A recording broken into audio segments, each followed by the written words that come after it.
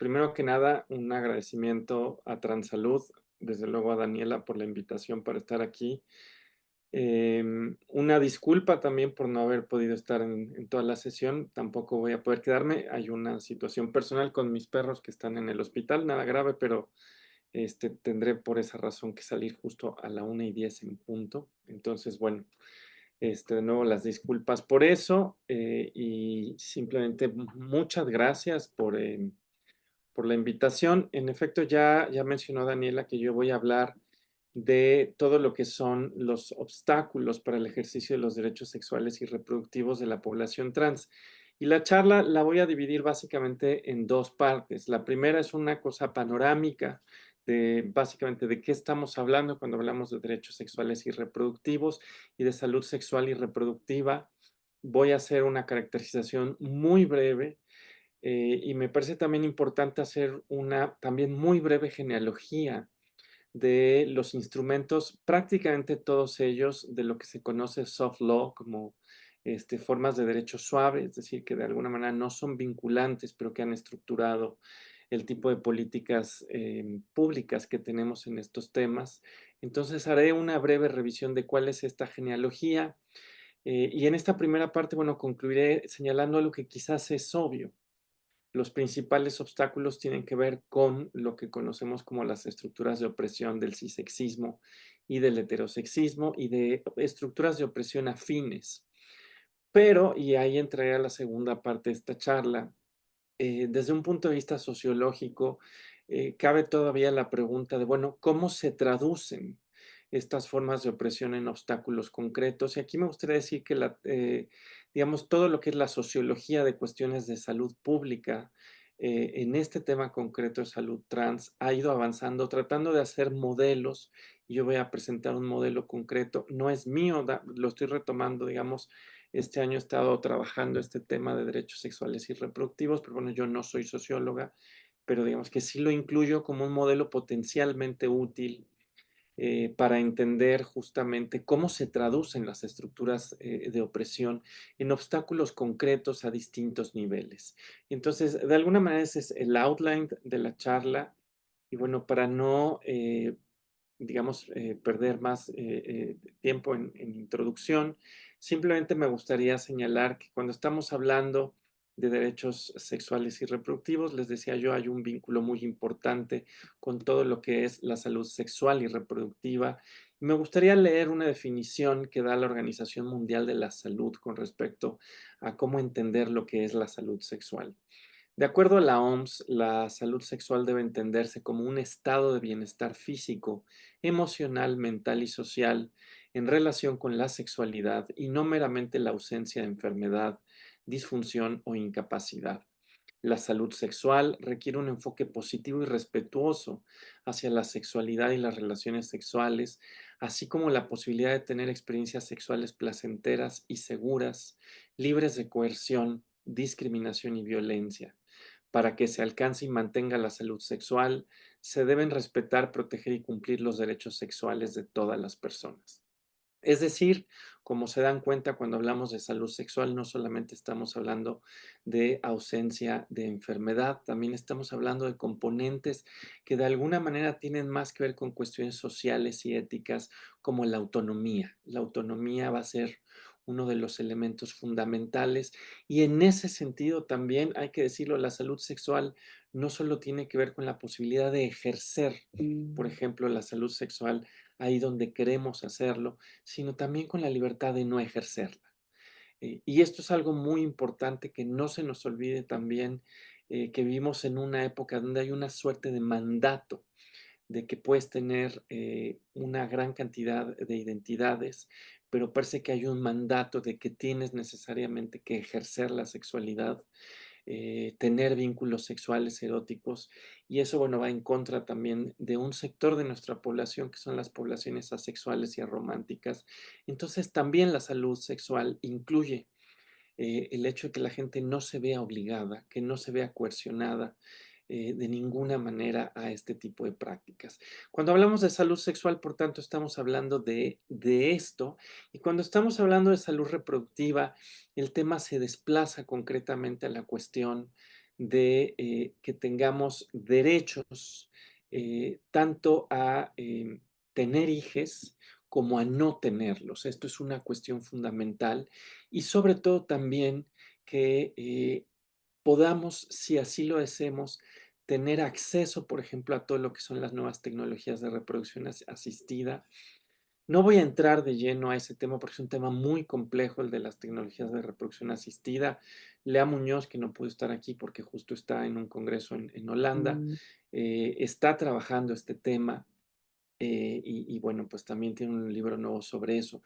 Yo no voy a entrar a este tema, pero sí me parece importante señalar que uno de los temas fundamentales en salud reproductiva de la población trans hoy tiene que ver con la cuestión de acceso a estas tecnologías reproductivas.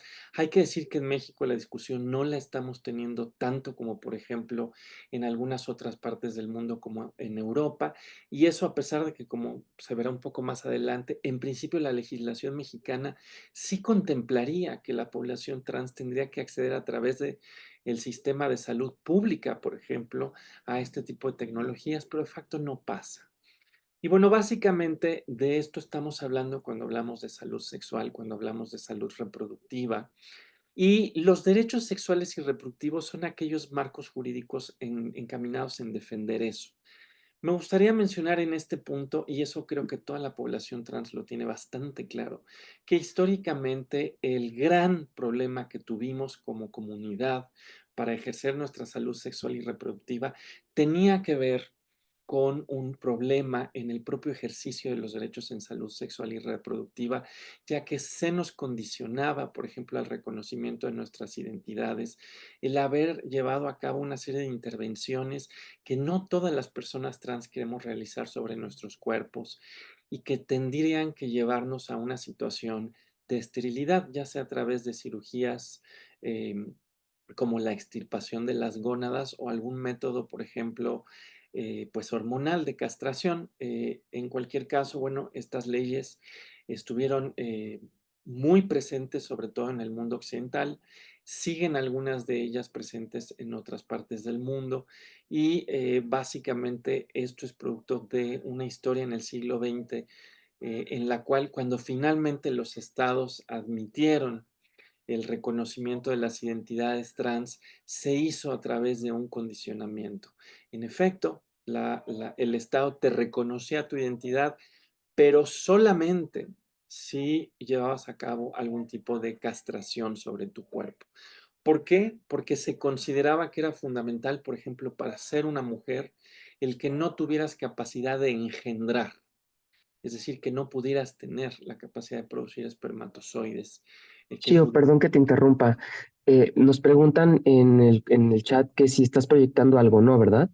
no, perdón, yo soy de humanidades, estudié Bien. biología, pero esa costumbre hace como 20 años. Entonces, una disculpa por eso a la gente. Yo sé que somos una especie muy visual, pero yo vengo de filosofía y perdí eso. Pero bueno, prometo que algún día haré una diapositiva, lo juro. Pero bueno, simplemente les decía, una de las exigencias era esta, que para poder ser reconocida como una mujer tenías que renunciar a tu capacidad de engendramiento y lo mismo le pasaba a los compañeros trans que para poder ser reconocidos como hombres tenían que renunciar a su capacidad de gestación. Y en ese sentido, bueno, pues desafortunadamente esto implicaba un compromiso en el cual tú tenías que renunciar a no todos, pero sí de alguna manera a una parte importante de tus derechos reproductivos y yo añadiría también sexuales. ¿Por qué no solo reproductivos? Desde luego afectaba tus derechos reproductivos porque perdías la autonomía sobre la capacidad de decidir si querías o no tener hijos, pero también podía potencialmente afectar tus derechos sexuales, porque de alguna manera podías llevar alguna suerte de intervenciones, quizás algunas de ellas no en condiciones, digamos, ideales, y que eso repercutiera también en el ejercicio de tu sexualidad. Entonces, este se reconoce como el obstáculo histórico al ejercicio de los derechos sexuales y reproductivos de las poblaciones trans. El hecho de que se nos exigiera de alguna manera llevar a cabo este compromiso, esta renuncia a estos derechos para poder acceder al derecho a la identidad. Y aquí claramente podemos detectar que detrás de eso estaban, desde luego, estas estructuras de opresión que hoy conocemos como lo que es el cisexismo y también afectan a nuestra comunidad, el heterosexismo, la transmisoginia, la transmisandria. Digamos que todas estas estructuras de alguna manera se derivan de ello.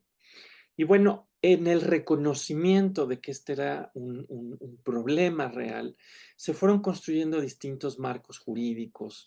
eh, Muchos de ellos, les digo yo, en realidad eran prácticamente formas de lo que se conoce como ley suave o derecho suave, es decir, que no eran vinculantes. El primero de estos marcos es de hecho de 1995, es la Declaración Internacional de los Derechos de Género. Esta es una declaración, ya lo dije, hecha en 1995 en la ciudad de Houston, Texas. Y fue una declaración pionera. Muchos de nosotros conocemos, por ejemplo, los principios de Yogyakarta, pero me gustaría señalar que los principios de Yogyakarta tenían antecedentes. Y uno de estos antecedentes fundamentales fue la Declaración Internacional de los Derechos de Género, elaborada en 1995. Y en esta declaración había 3 artículos que tenían que ver con población trans y el tema de salud. Salud en general y de manera, digamos, al hablar de salud en general, repercutía también en cuestiones de derechos sexuales y reproductivos. Por ejemplo, en el artículo sexto, básicamente se hablaba del derecho que tiene la población trans a un servicio médico especializado y profesional.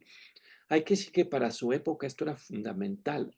Reconocer que como población teníamos derecho a un servicio médico que conociera nuestras anatomías y fisiologías, nuestras vivencias, era algo pionero. Lo sigue siendo ahora, pero estamos hablando de prácticamente 30 años, cuando se puso por primera vez esto en una legislación, en un soft law.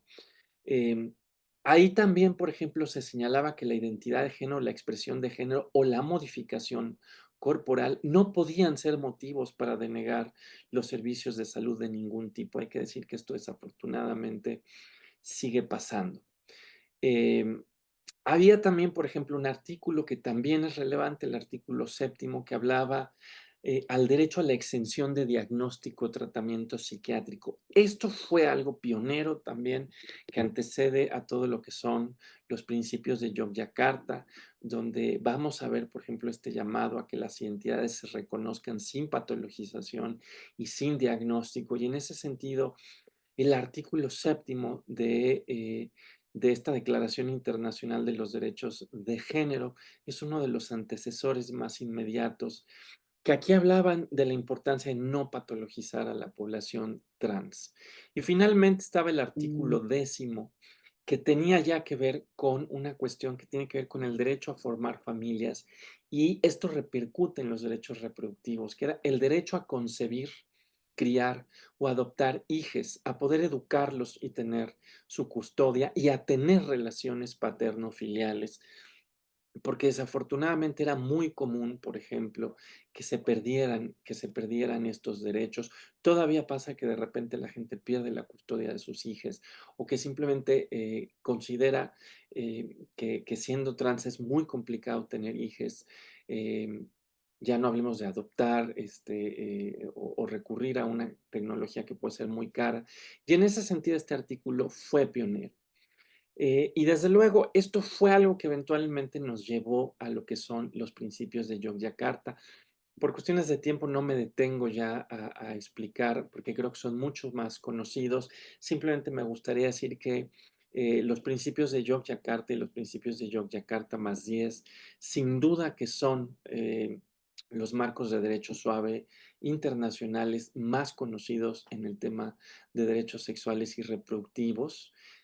No son los únicos, también, por ejemplo, la Asociación Mundial para la Salud Sexual, conocida antes en inglés como WAS, que bueno, ahora hay cierta polémica sobre si se debía o no llamar salud sexual, pero bueno, tiene también algunas declaraciones, por ejemplo, el derecho sobre el placer sexual y la declaración sobre los derechos sexuales, son también parte, digamos, de este ecosistema de derecho suave que ha ido construyendo esta idea de que hay derechos sexuales y reproductivos específicamente pensados para la población trans.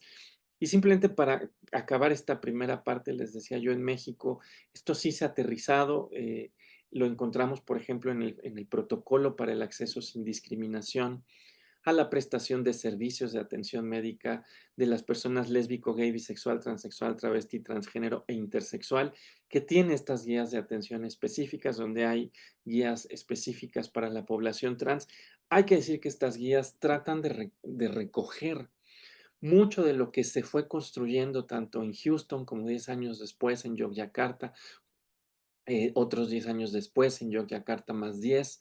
Y en ese sentido, por ejemplo, la guía protocolizada para la atención de personas transgénero, que fue actualizada también en este sexenio, recupera, por ejemplo, cuestiones como la importancia del respeto a la autodenominación de las personas trans, así la ponen, y tienen el apartado 25, por ejemplo, cuestiones que hacen referencia a la salud sexual y reproductiva, señalando que no debemos solamente enfocarnos, por ejemplo, en cuestiones como prevención de ITS o enfermedades crónico-degenerativas o infecciosas. Y una de las cosas que señalan es que cuando hacemos esto, estamos construyendo a la población trans básicamente como una población a la que no la imaginamos con una vida reproductiva y a la que la estamos imaginando fundamentalmente como un nodo en estas redes de transmisión de las cuales nos hablaban en la charla pasada. Y dicen, cuando hacemos una construcción de la política pública en salud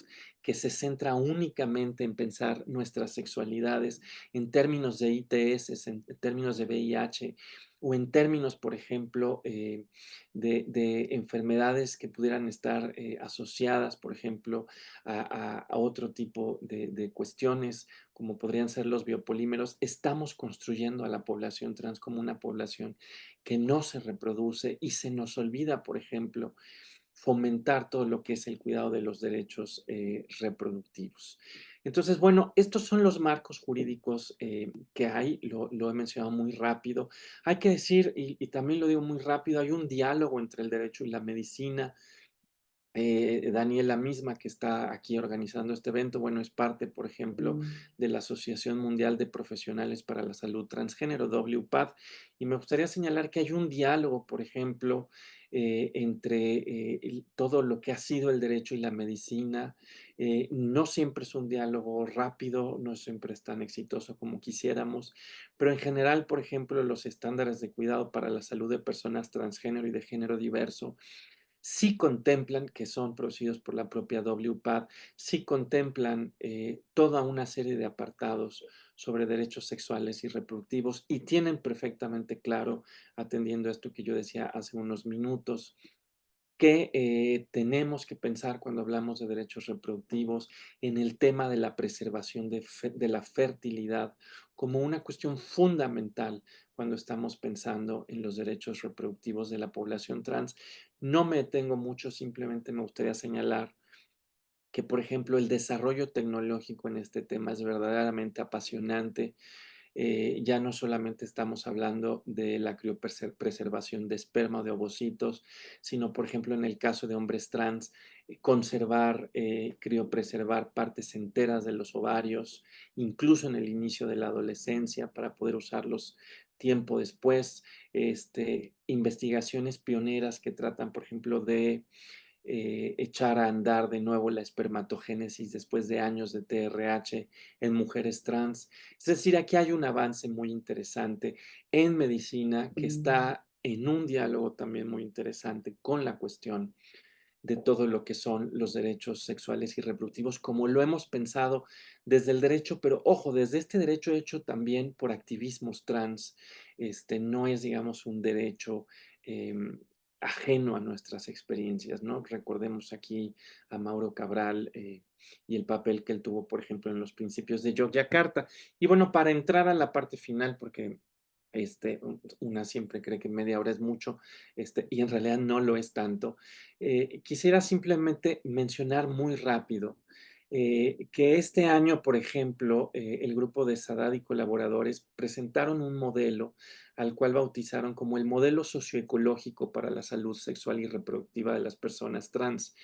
Y me parece que es importante mencionar eso porque solemos hablar, y eso está bien en los activismos, digamos, hablar de estructuras de opresión, pero si queremos hacer diseño de política pública, necesitamos poder traducir esto en otro tipo de lenguajes. Y creo que es lo que hace este modelo socioecológico para la salud sexual y reproductiva de las personas trans, que básicamente propone que tenemos que tener 4 niveles de análisis: el nivel individual, el nivel interpersonal, el nivel institucional y el nivel social.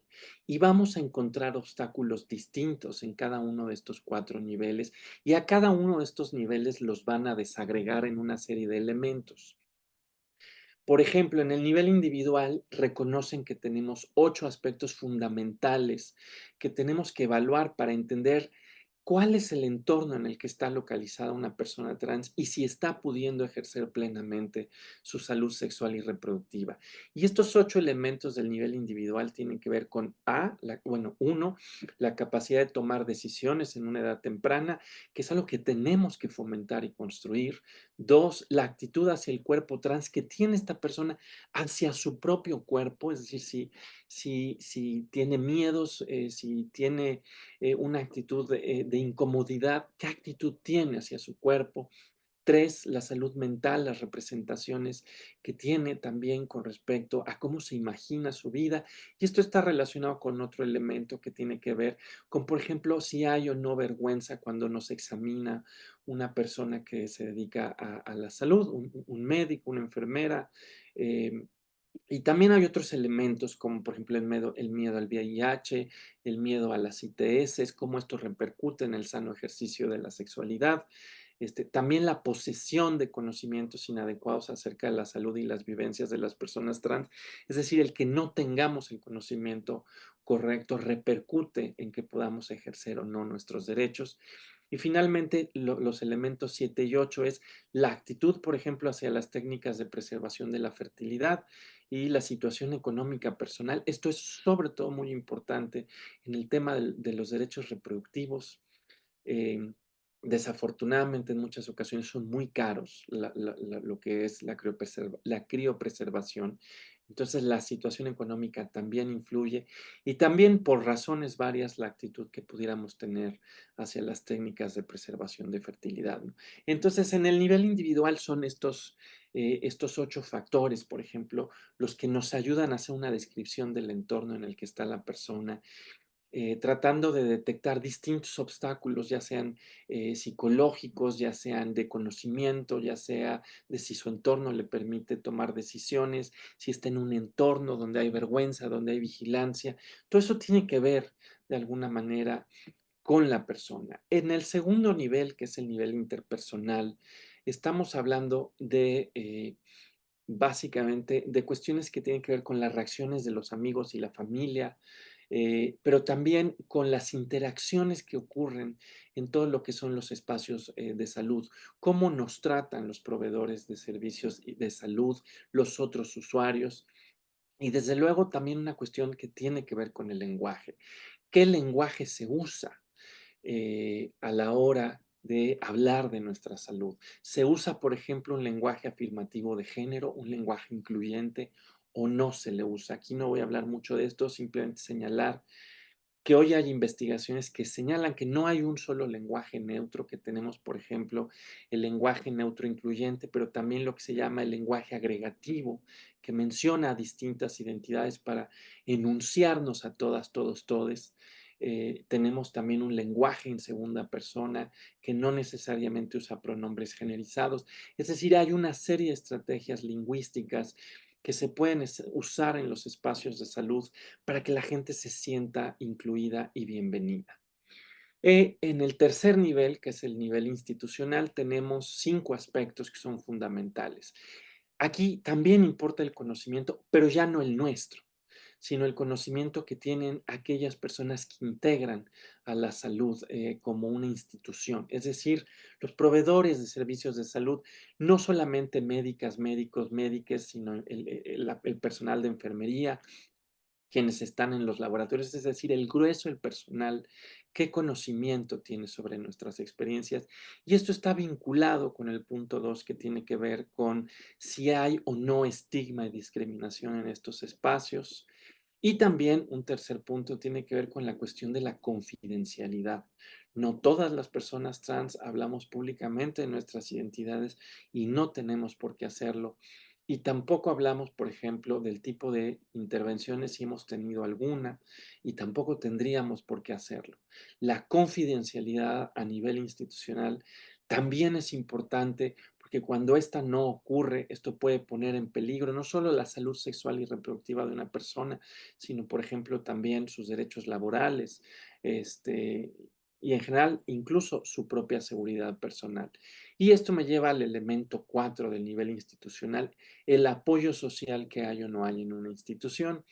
Y finalmente, por ejemplo, si esta institución permite reconocer nombres sociales, incluso si no hemos tenido un cambio legal. Hay que decir que no en todos lados se puede, no en todos lados se maneja igual. En algunos lados, por ejemplo, en el sector de salud, en salud pública, te llaman con tus apellidos, pero bueno, hay quienes recomiendan que tendría que ser posible el reconocimiento del nombre social, incluso si todavía no es tu nombre legal, ¿no? Y finalmente llegamos, y con eso voy a ir cerrando porque el tiempo se acaba, llegamos al nivel más grande, el nivel social, donde hay también 5 elementos muy importantes a tomar en cuenta. La accesibilidad a los mencionados servicios de salud, porque a veces puede que el servicio de salud sea respetuoso, pero no somos de facto derechohabientes del mismo. Está también el tipo de cobertura médica con la que se cuente. Yo sé que, por ejemplo, mucho de la literatura está pensado en el contexto norteamericano, donde mucho de esto tiene que ver con el tipo de seguros que posees. Pero bueno, finalmente también en un país como el nuestro, por ejemplo, podríamos distinguir, pues que no es lo mismo tener un seguro de gastos médicos a tener, por ejemplo, Bienestar, ¿no? IMSS Bienestar, ¿no? Entonces, aquí también el tipo de cobertura médica será importante. Y los últimos 3 elementos tienen que ver con las normas y la cultura, los protocolos dentro, digamos, de una sociedad. ¿Qué protocolos tiene, por ejemplo, un Estado para reconocer a las diversidades, en este caso de género? Y finalmente, las leyes y el derecho. Entonces, para ir cerrando, este modelo muy general, el modelo socioecológico para la salud sexual y reproductiva de las personas trans, nos da todo este panorama para tratar de hacer un diagnóstico de si estamos en situaciones de ejercer a plenitud o no. Y básicamente la recomendación de manera muy sucinta, en general la recomendación es que muy seguramente nos vamos a encontrar los efectos del cis heterosexismo, y para combatirlo en todos estos niveles, cosas que serán fundamentales será, por ejemplo, una cuestión de acceso a la información. Esto es fundamental porque esto ayuda, por ejemplo, a disminuir los efectos de la ignorancia, de la falta de conocimiento sobre los derechos que tenemos, y también fomenta una participación mucho más crítica. Y bueno, una segunda recomendación es el empoderamiento de las personas trans, sobre todo de aquellas que son más vulnerables. Y el empoderamiento implica aquí la creación de redes, por ejemplo, sobre todo porque muchos de los efectos que vivimos las personas trans tienen que ver con esta desarticulación de las redes que nos acompañan, las redes familiares, las redes de amigos. Y finalmente, el último punto tiene que ver con la sensibilización a nivel del sistema de salud, de las instituciones y de la sociedad. Y bueno, yo con eso concluiría que, perdón, el tiempo se me ha ido. Muchas gracias. Mil gracias, Shio. Am, una disculpa otra vez por el tiempo. Sabemos que tienes que ir con tus perritos. No sé si hay alguna pregunta rapidísima para Shio antes de que parta. Preguntas no, pero no sé si alguien quiere decir como algún comentario, si pueden levantar la mano. yo sí tengo una, en lo que alguien me levanta rápido la mano. Sí, tenemos un obstáculo gigantesco con lo que se nos viene. Estoy leyendo ahorita aquí los abstracts que tengo de frente sobre la producción de tanto óvulos como de espermas de la piel. Esto lo logramos gracias a la técnica CRISPR-9. Ya podemos crear óvulos y espermas a través de células de la piel, uno. Y dos, los obstáculos que vamos a presentar las personas trans que queremos gestar, porque ya hay protocolos de trasplante de útero en mujeres trans. De hecho, ya hay 5 realizados, 3 en Brasil, 2 fueron exitosos, uno no fue exitoso en Estados Unidos. Entonces, creo que tenemos que ir avanzando mucho, tanto en la filosofía, tanto en la parte legal y médica, para que estos obstáculos no se nos presenten como una, vaya, como un claro no por parte de sociedades conservadoras, ¿no? Entonces, rapidísimo, ¿qué opinas de estos grandes avances?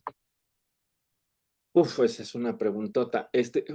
A ver, sin ánimo de hacerle anuncio al libro de Lea, lo que pasa es que justo ella, el libro que publicó tiene que ver con este tema concreto de, de las tecnologías de reproducción asistida. Ella llegó a ese tema por justo este tema de los trasplantes de úteros. Hace ya varios años, Lea y yo nos encontramos con esta noticia y una de las inquietudes que nos generaba era de dónde van a salir estos úteros. Y hay compañeros transmasculinos que decían, pues yo te dono el mío, pero no todos los compañeros trans quieren donar su útero. Y eso venía de la mano de una preocupación de si se podían terminar generando mercados. Y si la lógica del mercado era la mejor lógica, digamos, en la que debían insertarse todas estas nuevas tecnologías. Entonces, bueno, primero que nada, recomendar el libro de Lea. Hay que decir que ella es una trotskista anticapitalista, entonces ella sí dice, mientras estemos funcionando en lógicas de mercado, se van a generar desigualdades muy fuertes porque no van a funcionar como derechos, van a funcionar como privilegios económicos de algunos grupos.